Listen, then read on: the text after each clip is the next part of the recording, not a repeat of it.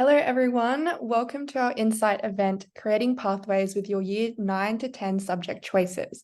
So today we'll essentially be just going through a few of the Year 9 and Year 10 electives, talking about the skills relevant and seeing how that might progress into later on in your high school career, as well as university and jobs.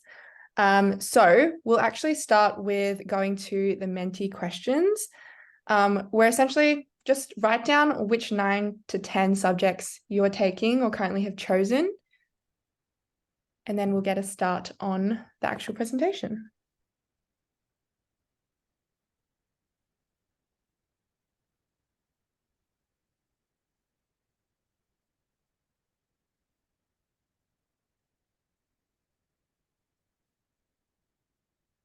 Okay, so we'll leave this just for now, and then we will go back and have a look a little bit later.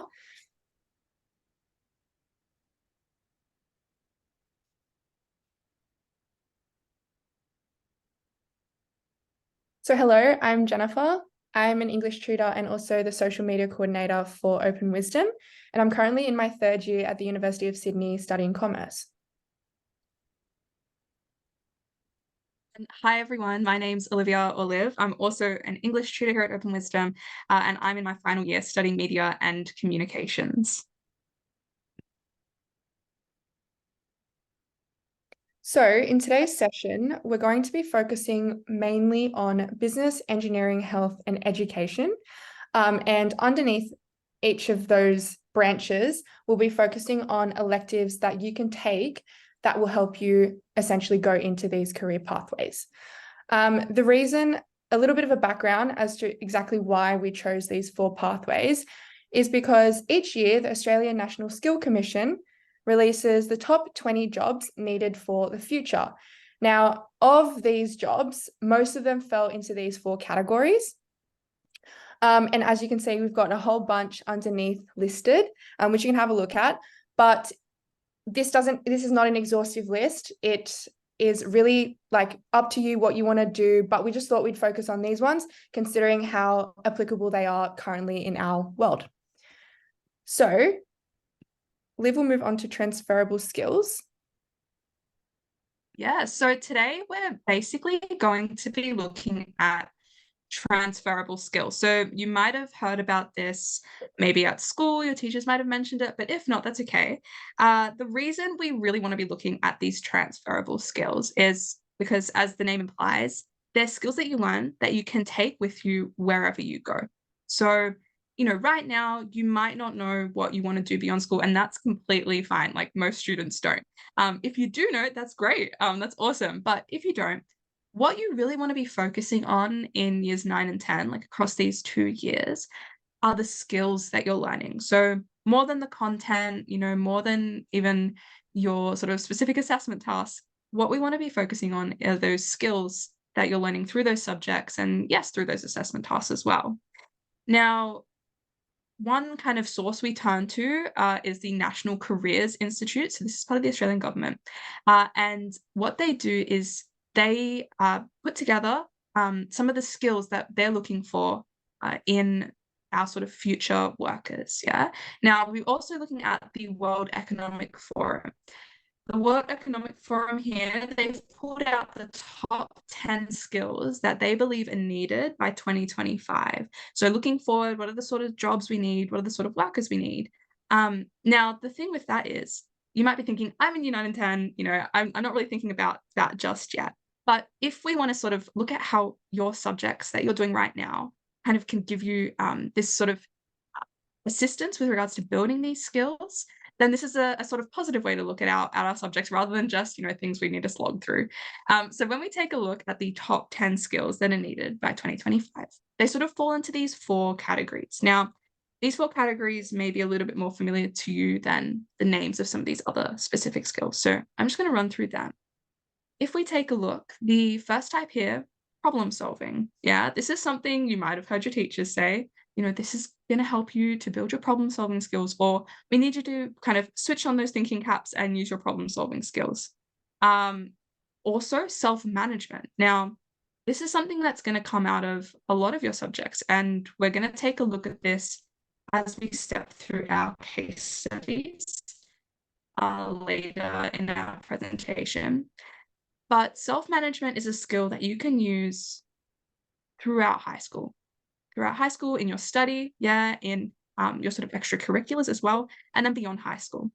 Another skill that's just like that, working with people. Yeah, a lot of those group projects that you might be doing for a couple subjects, group presentations or, whatever you might be doing. Those projects are actually helping you to build your ability to work with people, because you'll sort of see outside of school, working with people is commonplace. It's something you're going to be doing a lot. And lastly, something that is probably not too far-fetched for you guys, growing up as sort of digital natives, but technology use and development is going to be a crucial skill sort of moving forward. So think about how you might be sort of using that element of sort of IT use. I mean, sure, you use your laptops each day, but then also some more sort of technology specific electives that you might be taking. So we're looking at how our subjects help us to build these skills. Now, this is becoming even more important because we're seeing that a lot of people are changing jobs regularly. Now, this is sort of thinking into the future, but something to bear in mind. So there was a professor, Dr. Alistair Blanchard from the University of Queensland, and when he was interviewed by the ABC, he noted that students shouldn't think about doing, say, like a degree to get a specific job, but instead they want to be thinking about the kinds of skills that that degree or subject is going to offer them and that they'll be able to take forward, because that's what's more useful no matter what the job market throws up. So as we were saying, thinking about jobs, that's in the future, but it's just good to bear in mind that these skills you're taking from these subjects will be useful as you progress through high school and beyond high school. So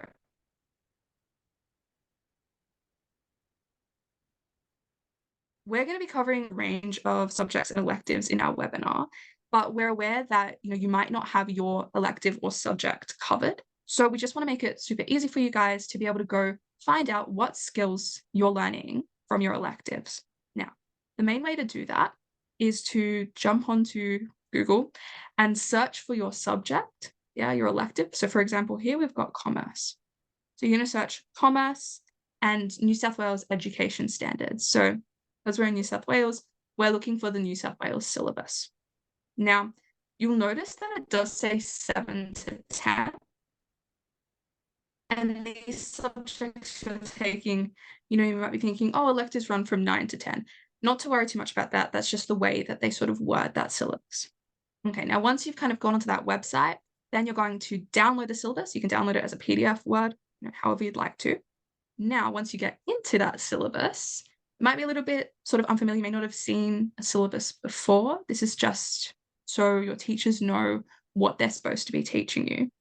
But there's only one part that you need to go to see the skills. So you'll just scroll to the contents page, look for objectives. So in the commerce syllabus, that's page 13.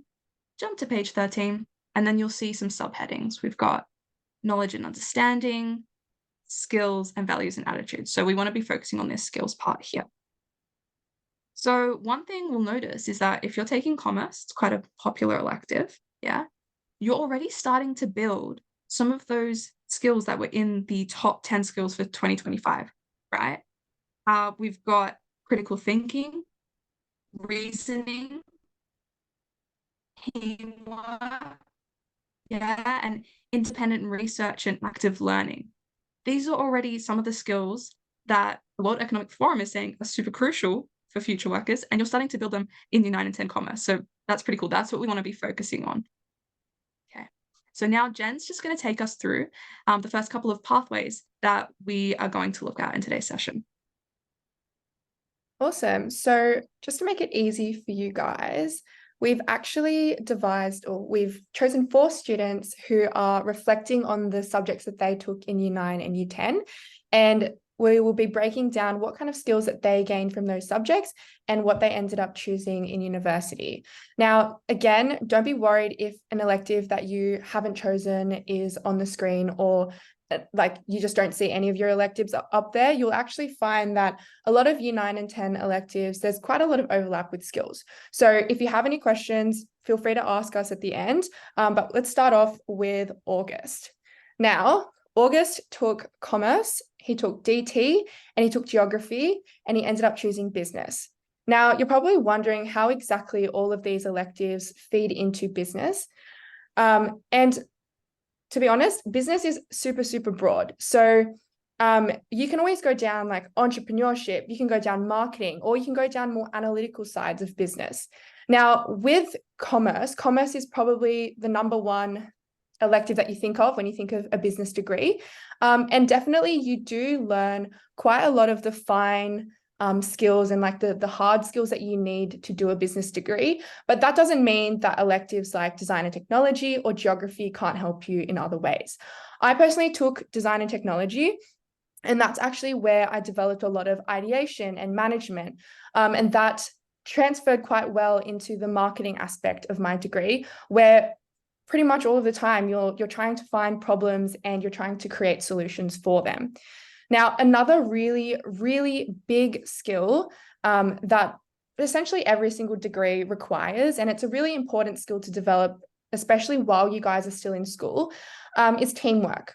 Now, according to Forbes, it was in the top 20 skills sought by hiring managers, and 74% of leaders say that teamwork and cooperation is one of the top 2 power skills necessary for success.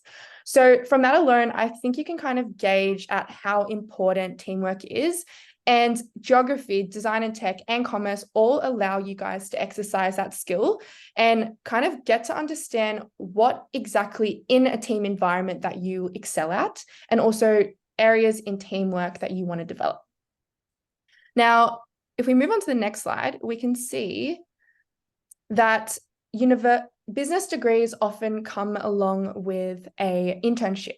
Now, it's not a compulsory aspect, but you can see how the skills that we've listed on the left would really help when students go into an internship.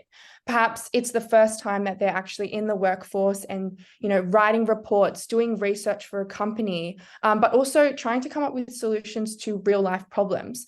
So getting an understanding of how you can develop these skills when you're in year 9 and 10 will help you so much by the time you get to university. I know that I was in for quite a shock when I started my degree, but definitely kind of pulling apart what is expected of me and kind of going back to what I initially learned when I was in year 9 and 10 really did help break down and make it a lot easier. And especially with internships, everything's about learning on the job, but when you have the skills, it makes it a lot easier.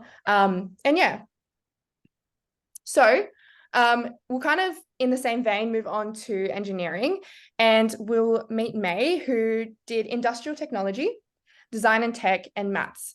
So you can see already there's a little bit of overlap with business and engineering in the fact that an elective of design and technology was chosen between both students. So with engineering, again, it is quite a broad degree, and there are many different aspects of engineering, but also it does require quite a high level of analytical thinking and problem solving. So with industrial technology, we've got a few skills like project management, attention to detail. With design and technology, we've got design thinking, which is very similar to ideation, which was related to business. We've also got technological competency, and then we've got maths, which is applying formulas and problem solving. Now, why would this be important? Well, engineers, you have to work on a strict time, and also it's so important to be able to pick up on small details, which might be crucial to the end product. So according to the Harvard Business Review, problem solving is considered to be a vital skill set for engineers, as it fosters innovation and growth, boosts productivity, and allows for adaptability. So already you can kind of see how important these skills are to develop in year 9 and year 10, to then further develop when you're in university and then use in the workforce. So just a little example is for design and technology, creative or creativity and design thinking is absolutely crucial when in taking the knowledge and theories that you learn at uni and applying them to real world engineering problems, whether this be in exams, in an internship, or in like just genuinely outside the classroom. Design thinking often involves coming up with new ideas and innovative solutions to problems that may exist in our world. So, exercising this creativity is really, really important alongside being able to build, attention to detail and working in teams. So overall, depending on your area of specialization, you may be required to work independently or work in groups, but regardless, we can see how design thinking, attention to detail, and problem solving is super, super relevant. Awesome.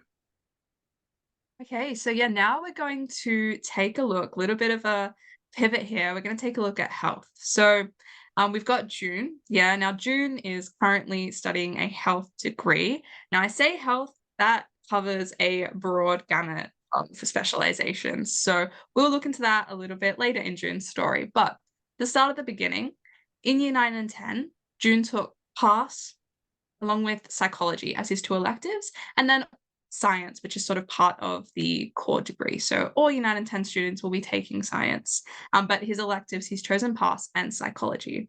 Now, pretty cool. Not a lot of schools offer psychology, so good on June kind of picking that and getting a bit of a taste of it. Your school may not offer that, and that's completely fine. You can still learn the same sort of skills that June's learned through other subjects. We're going to take a look at this now when we take a look at the kind of skills that these subjects taught June.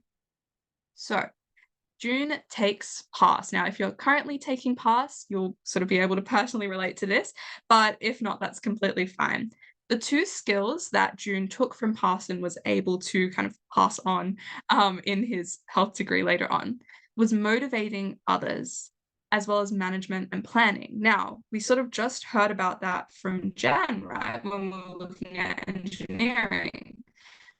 Management and planning keeps coming up time and time again. So when we think about that skill in the high school context, yeah, there's a few different ways that it can apply, whether it's in your study, perhaps, right? I know personally, when you're studying 8 different subjects, self-management, the ability to sort of manage yourself, manage your subjects, and plan ahead, that's a crucial skill that's going to help you be successful throughout your high school years. Yeah. But not just in your high school years, as we keep saying, beyond high school as well. This is a skill that is needed across a lot of different careers. And I mean, that's why it's a transferable skill, but specifically in health. And we're going to take a look at that. Now, when we were looking through the sort of research behind this, we found that LinkedIn, so in 2023, they're one of their latest studies, they found that effective management is a key driver of employee engagement, productivity, and retention. So those words might be a little bit sort of unfamiliar. Maybe you sort of haven't looked at this, and that's completely fine. That's what we're here to explain.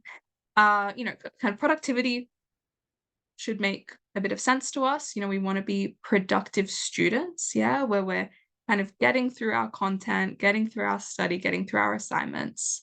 But think about engagement, yeah, being engaged in class, and then beyond in university, being engaged in your sort of work experience, and then beyond that as well, being engaged in the work that you're doing, yeah.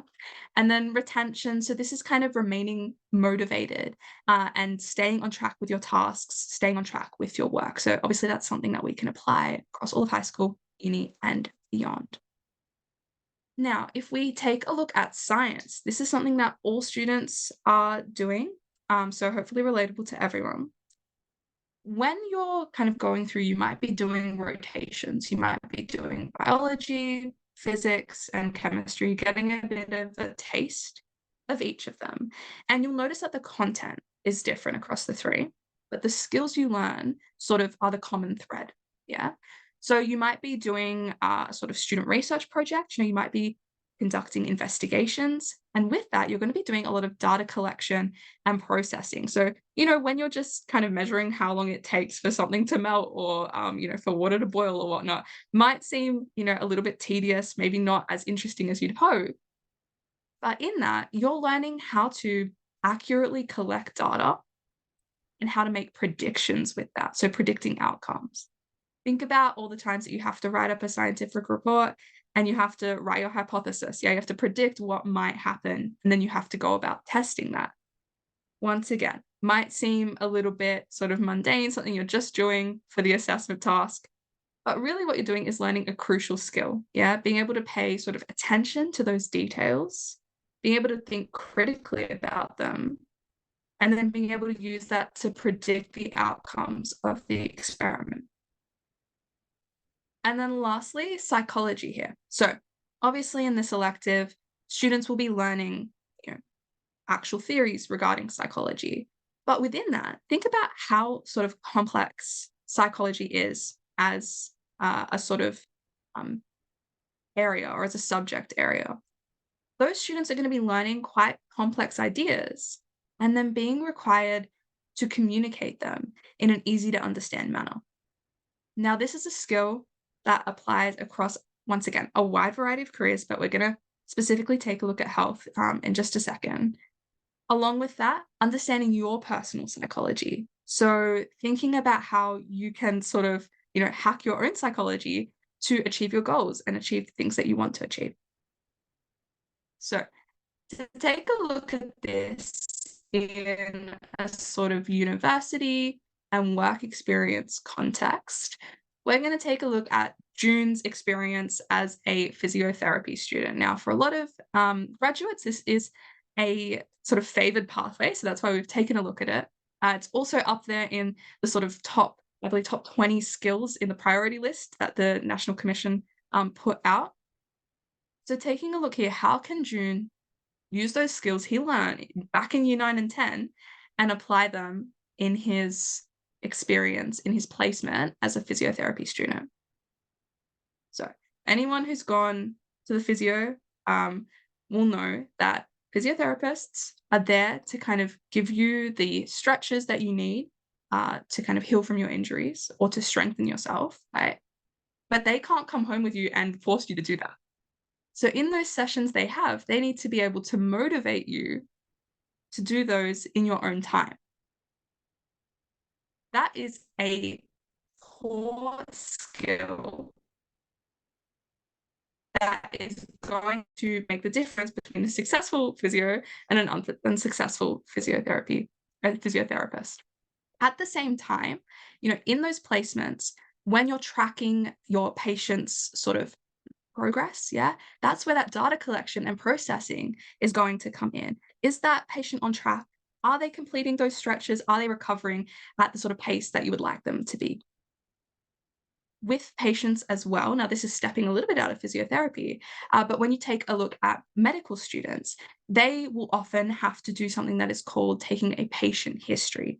Now that is where they sit down with patient and they go through their medical history. So what issues have arisen for them, help them. They might be required kind of outside of that to do a general checkup. That's going to involve that sort of data collection and processing as well. So kind of this skill is applicable across the health sciences. Jumping back to physiotherapy, if we think about injuries, certain injuries, right? The physiotherapist or a physiotherapy student who's doing placement is going to know all of the sort of scientific theory behind that injury that the patient is experiencing. But if they were to convey that in the same way they might have learned it in their university lecture, if they were to tell that to the patient with all the scientific language, they're going to overwhelm them. They're going to make it seem very difficult to understand, maybe something that's not even, might seem unfixable to the patient. So they can't do that. Instead, what they need to do is take those complex ideas and communicate them in a really clear and understandable manner, and in a way that's going to not overwhelm the patient and make sense to them, so they know kind of what's going on with them and why they have to be doing these particular stretches or activities. So taking that skill, once again, that they learnt back in year 9 and 10, right, and obviously that they've developed throughout their sort of high school experience, through their sort of physiotherapy degree, and then through their placement, they're still taking that core skill and being able to apply it to this sort of real world experience. So that's something that we just want to keep coming back to, right? These skills that you learn in year 9 and 10, they don't just have to stay in the classroom. Yeah. We're taking them out of the syllabus and we're looking at how can we actually apply this in our everyday lives, because we do apply it and we might not even be aware of it. So to give you one last kind of case study to help illustrate this, we're going to take a look at education or teaching. Now, teachers are in high demand at the moment. So if you're interested in teaching, you're already starting to learn the skills that you'll need. So that's really positive. If we take a look at April, in year 9 and 10, she took history, languages, and PDHP. So she might have taken elective history because she really liked normal history. She wanted to learn a little bit more. She took languages. Now, there are a broad range of languages on offer. I personally took Italian for years 9 and 10, and I found that, one, to be really fun and interesting, but I also learnt quite a few skills that I still use today in my media and communications degree. So once again, looking at how these skills can transfer. And then lastly, PDHPE, she sort of took as a core subject, like the rest of her cohort. So what skills did she learn from these subjects? Well, in her elective history subject, she learned information synthesis. So anyone who's taken history will have probably taken it in year 7 and 8, and you'll take it through 9 and 10. You'll know there's a lot of information when it comes to history. A lot of dates, a lot of events, a lot of famous figures and people. It's a lot to keep track of, right? Often, you need to take that information and synthesize it into a response. Yeah. This is a skill that April has learned through taking elective history. With that as well, logical note-taking. It might seem kind of, once again, a little bit mundane, a little bit like basic, but when you are kind of learning lots of new information, right, being able to take logical notes is going to help you to come back to that and revise, help you to come back, understand what you've learned, and then fill in the gaps. And this is going to be crucial for April as she kind of progresses and becomes a teacher. Now, when it comes to languages, I'm really passionate about this. As I said, I took Italian in years 9 and 10. And one of the great things about learning another language is that you're not just learning the kind of language structures. Usually you're going in and you're learning about that culture. Yeah, you're getting to learn about the kind of unique practices that they partake in, the events that are important to them, the kind of ways of life and ways of living that are inherent in that culture. And so with this, you can develop what we call intercultural competence. So you may not have heard about this, and in fact, this is a concept I didn't hear about until I was in university, but it's kind of something that we are exposed to every single day, and that is learning to understand people who are different to us, learning to understand about other cultures, and being able to embrace and accept that, but also being able to realize that we might come to things with our own assumptions or our own ways of looking at the world. And by learning about these other cultures, we realize there are lots of different ways to look at the world. And so we can become more accepting and understanding of our differences.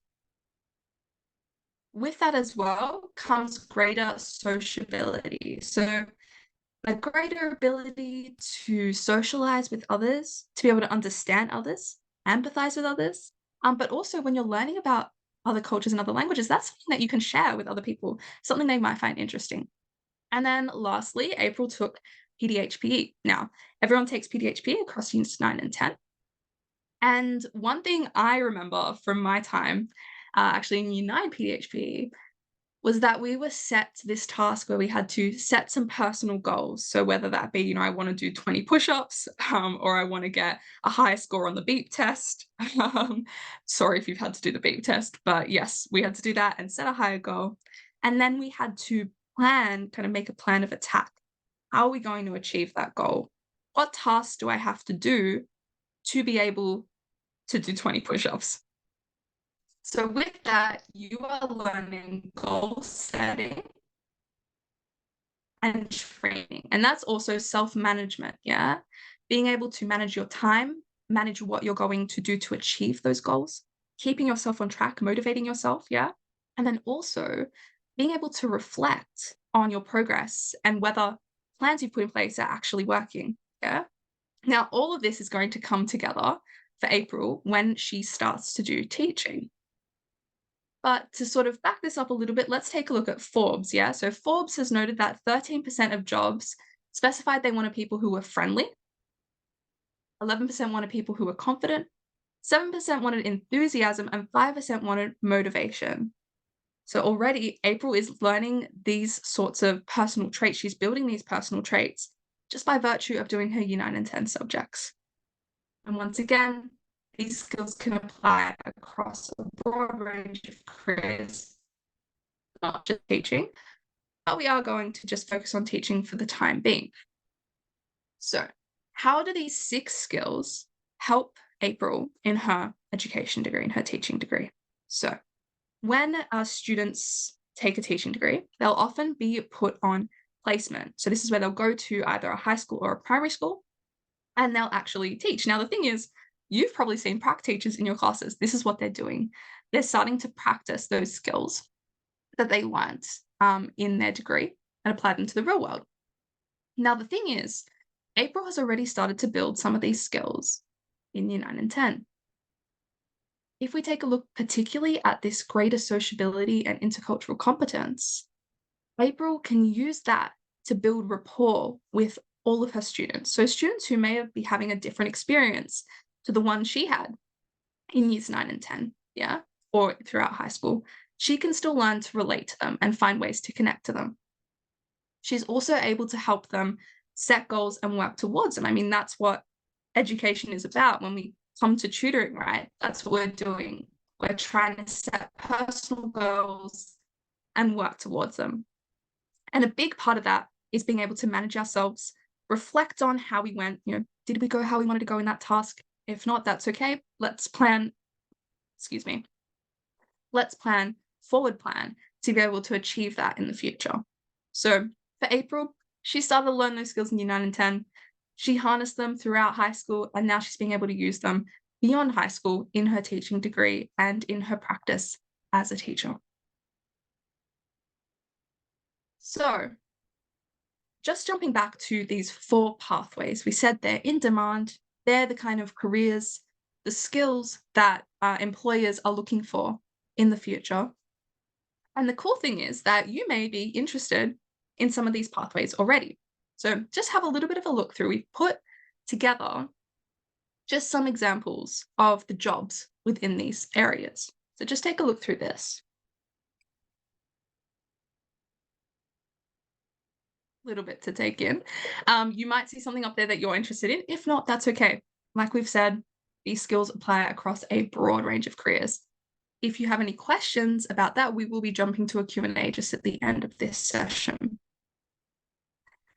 But just to kind of take you through a couple of these, we can see in business, yeah, as Jen was saying in the beginning, there are quite a few sort of roles that come under business. And a lot of them do require sort of creativity. We might be focused on the sort of analytical side. That creativity needs to come through as well. In health, yeah, we've got pharmacy, to nursing, to researching, to speech pathology. Some of these are going to be more in that clinical space, like we were talking about with June as a physiotherapist. You're going to be face-to-face with patients each day, so you want to be able to help them manage themselves, motivate them, be able to socialize with them. But on the other hand, you might be sort of looking into more lab work. You might be researching. With that sort of accuracy with data collection and processing is going to be super crucial. Now, if we take a look at engineering, there is quite a swathe of different specialties that you can go into, and maybe this is something that you haven't started to think about yet, and that's completely fine. The kinds of skills that you have learned in Year 9 and 10, yeah, if there are skills that you feel more confident with, you feel you're more strong with, they can help direct you to one of these 4 pathways, and even the sort of kind of sub pathways between that. Yeah.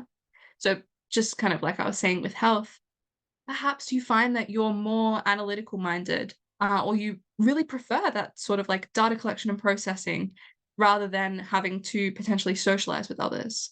Okay, maybe research is going to be more your cup of tea than speech pathology, say. So that's one of the cool things about these skills as well, is when you reflect back on them, you might be able to see a clearer pathway. It might be able to guide you towards something that you're more interested in because you're interested in those skills that you've already started kind of practice. So that's another way to look at this.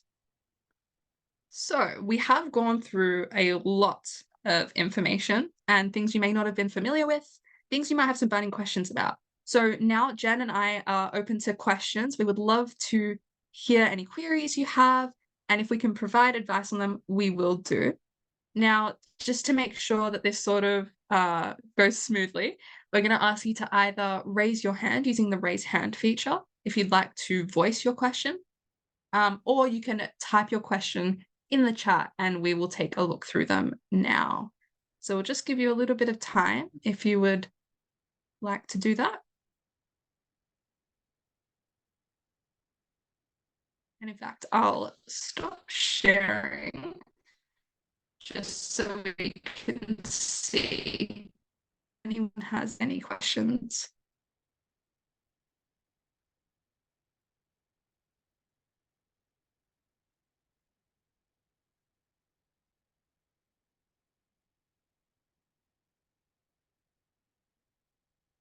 While everyone's kind of thinking, and that's okay if you don't have a question, that's all good. I might just bring up a couple of questions that I had when I was kind of thinking about all of this. So, you might be in year 9 and 10 wondering, I'm not really sure what I want to do. Yeah. Personally, I took Italian and visual arts, right? And you might be wondering, oh, how did that lead me down to media and communications? For me, it was that sort of element of creativity and also kind of people skills, working with other people. And that led me towards what I'm currently doing today, which involves a lot of talking with people, coming up with new ideas. Yeah. So that helped point me towards the pathway more than the actual topics in those subjects. It was actually the skills that helped point me there. Now, we've just seen a question come through, a great question. So, how about medicine? What subjects should we choose? Now I've got a bit of an answer to that. Jen, was there anything that you wanted to add before I go through? Yeah, so I obviously don't have much experience with medicine, but I definitely have friends who have gone into medicine. Now, medicine's one of those ones where it's a little bit of everything, and definitely like you want to be doing well in the actual academic side of things. So really pursuing those sciences or those maths at like when you're in year 9 and year 10, but also being open to like teamwork and really honing your communication skills is super, super important. Because I'm not too sure if you're aware of how medicine recruits in Australia, but it's quite a rigorous process of like quite a number of exams, but also a number of interviews where they really gauge your personality and see how much of an effective communicator you are. Liv was bringing up about like emotional intelligence and EQ, IQ, all of that is super, super important. If you have anything else to add, Liv? Yeah, no, definitely on that point. So as a sort of case study, I have a close friend who's currently doing postgraduate medicine at Sydney Uni. And to get into that, it was very much sort of interview pathway. So going in a group setting, responding to questions from the recruiters there, and needing to show her personality along with her sort of ability to work with other people and to respond to questions on the spot. Now, she personally didn't take biology in years 11 and 12, which for a lot of people, that is believed to be a sort of prerequisite for medicine, the sort of anatomy side of things. But her sort of subjects that she did take allowed her to build that skill of kind of thinking on the spot, thinking critically, but then also building that emotional intelligence, which Jen was just mentioning, which is super important to sort of get you kind of help you stand out amongst all the other students, who have taken all the subjects, who have all that sort of academic side, but maybe lacking in that emotional intelligence. Yeah. And just extending off that, based off what we said, it doesn't necessarily mean that you have to pick subjects that will relate to exactly what you'll do in medicine. So there's no use in picking biology and physics or all of these different, very analytical, very hard skill subjects. Go for what you want. If you want to do design and tech, that will somehow have relevance when you get to that point in your life where you apply for medicine. I'm sure there'll be something that you gain from it.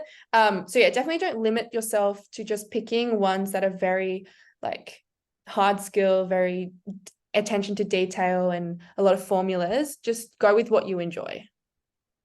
100%. And I think that's one of the things that's important to keep coming back to is those skills you're learning will apply in these different contexts. So just kind of jumping back to my friend who's doing medicine, the sort of skills that she learned, even say from like English advanced, right? Okay, we might think, English is all about writing essays, learning quotes, right? But that ability to kind of, one of the big topics is about human experiences in year 11 and 12. Being able to understand other people's experiences and build that empathy. That's something that she tells me she's finding really useful in, like what I mentioned before, taking patient histories or like having to speak to patients in the hospital, right? Beyond the sort of textbooks, beyond the exams, that ability to interact with patients and be able to connect with them, she's finding super, super crucial, and something that she didn't, sort of learn from her more analytical or sort of kind of more theory heavy subjects, let's say. Yeah. Now, obviously, it's also important to check out, depending on what your degree you want to do. So whether that's medicine or engineering or teaching or anything, some unis may have what we call prerequisites. So that is subjects that you need to take to be able to take that degree. There is a caveat with that, though. Just like my friend who's doing medicine now but didn't do bio, you can do a bridging course, which is like where they cover the sort of content that you need to know for first year. So for those subjects. But in the case of my friend, she actually didn't even need to take that bridging course. She sort of just went over a bit of the content herself, kind of being self-motivated and learning that throughout year 11 and 12. And that allowed her to get in. So once again, if you sort of realize there's a pathway you want to take and maybe you haven't taken the exact subjects you need to take content-wise, you may have already taken subjects that have helped you build the skills that you need for that.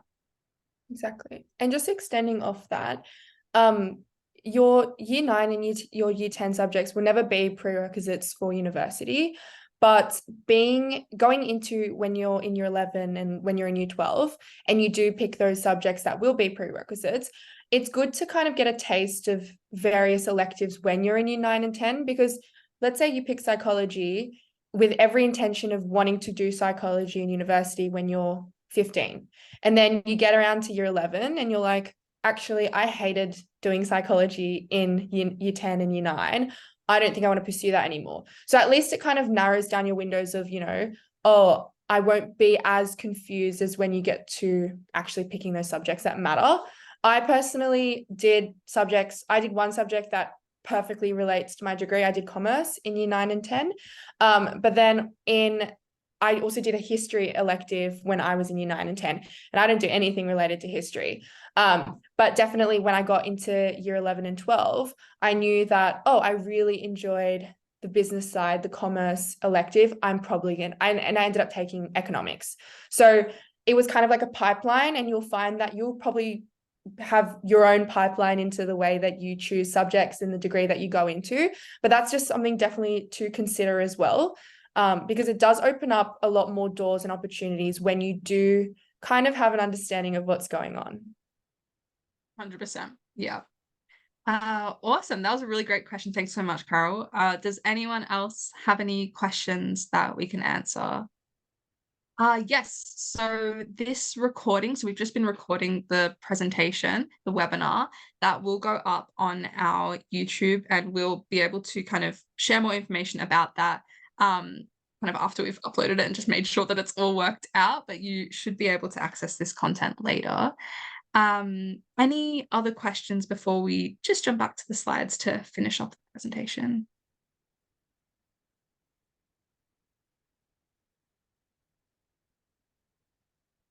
Ooh, okay. If you have any questions, please feel free to pop them in the chat and we can kind of review them at the end if need be. But we are just going to jump back into the presentation just to finish off just a couple things to note. Okay, so hopefully you can all see my slides. Hopefully that's coming up.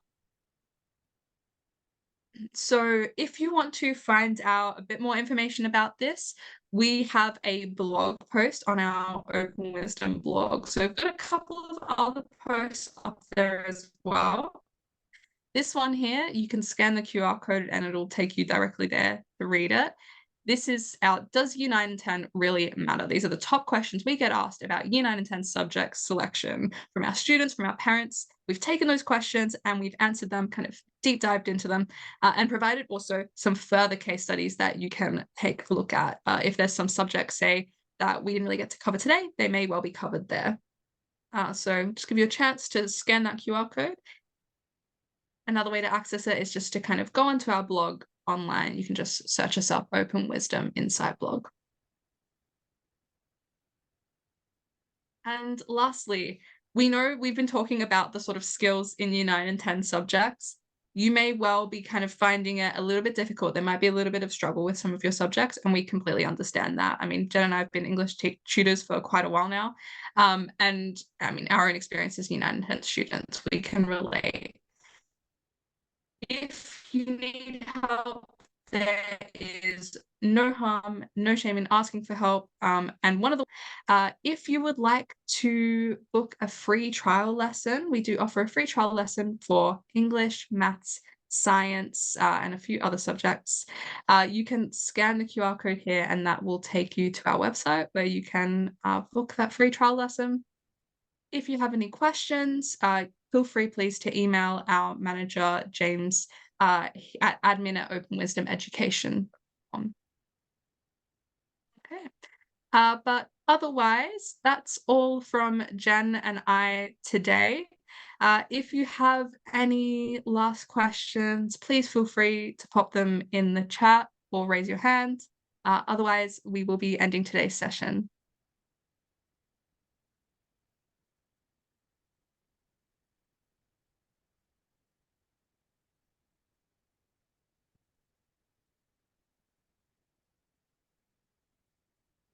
Okay, looks like no questions coming through. Hopefully we've answered all your questions. But yeah, if you have any other questions, please check it out. Check out our blog. But otherwise, thank you so much for coming today. Hopefully that has been a bit insightful for you all. Okay, have a good rest of the day, and bye from Jen and I. Guys.